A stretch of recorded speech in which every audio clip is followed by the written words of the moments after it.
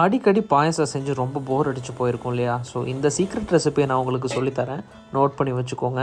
கண்டிப்பாக இதை நீங்கள் செஞ்சு கொடுத்தீங்கன்னு வைங்களேன், வேறு லெவலாக இருக்குன்னு தான் சொல்லுவாங்க. ஃபெர்னி கீர் தான் இன்றைக்கி நம்ம எப்படி செய்கிறதுன்னு பார்க்க போகிறோம். ஸ்டெப் பை ஸ்டெப் எப்படி பண்ணுறதுங்கிறத நான் உங்களுக்கு சொல்லித்தரேன். டிஸ்கிரிப்ஷனில் எது எவ்வளோ போடணுங்கிற மெஷர்மெண்ட் அளவு நான் கொடுத்துருக்கேன்.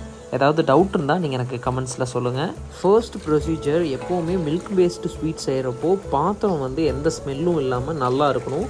அப்படி ஏதாவது ஸ்மெல் அடிக்கிற மாதிரி உங்களுக்கு டவுட் இருந்துச்சுன்னா சுடுதண்ணி போட்டு ஒரு தடவை வாஷ் பண்ணிடுங்க.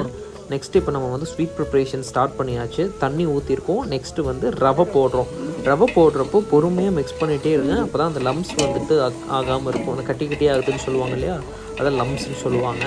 அது ஆகாமல் இருக்கும். ஸோ கண்டினியூஸாக வந்துட்டு மிக்ஸ் பண்ணி விட்டுட்டே இருங்க. பாத்திரம் வச்சுருக்கோம், தண்ணி ஆட் பண்ணியிருக்கோம். நான் 2 பட்டை கிராம்பு ஏலக்காய் மட்டும் போட்டிருக்கேன். அது கூட நெக்ஸ்ட் என்னென்னு பார்த்தீங்கன்னா ரவை போட்டிருக்கேன். இப்போ ரவை வந்து